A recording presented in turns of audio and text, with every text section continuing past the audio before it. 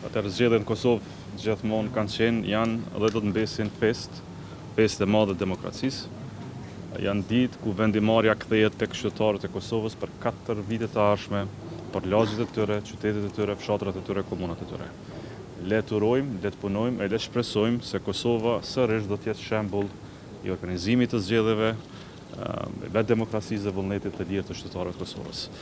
Në këtë ditë du t'ju uroj e falenderoj të gjithë anëtarët e Komisionit Qendror të Zgjedhjeve, vëzhguesit, komisionerët që po bëjnë punën e jashtëzakonshme në organizimin e këtyre zgjedhjeve.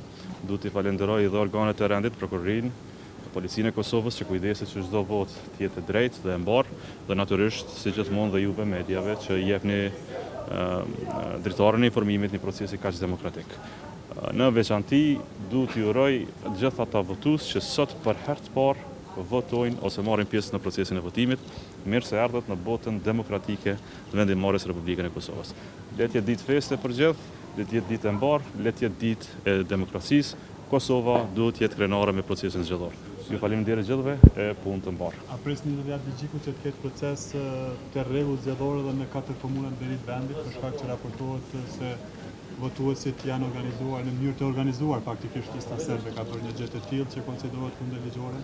Unë do të bazohem në organet zyrtare të Republikës Kosovës, në Komisionin Qendror të Zgjedhjeve, në Prokurorinë e Kosovës dhe në Policinë e Kosovës. LDK-ja dhe unë shpreh mbështetjen dhe besimin e plot në këto institucione, prandaj çdo vendimarrje e tyre besoj dhe do të jetë sipas ligjit të Kushtetues së Republikës Kosovës.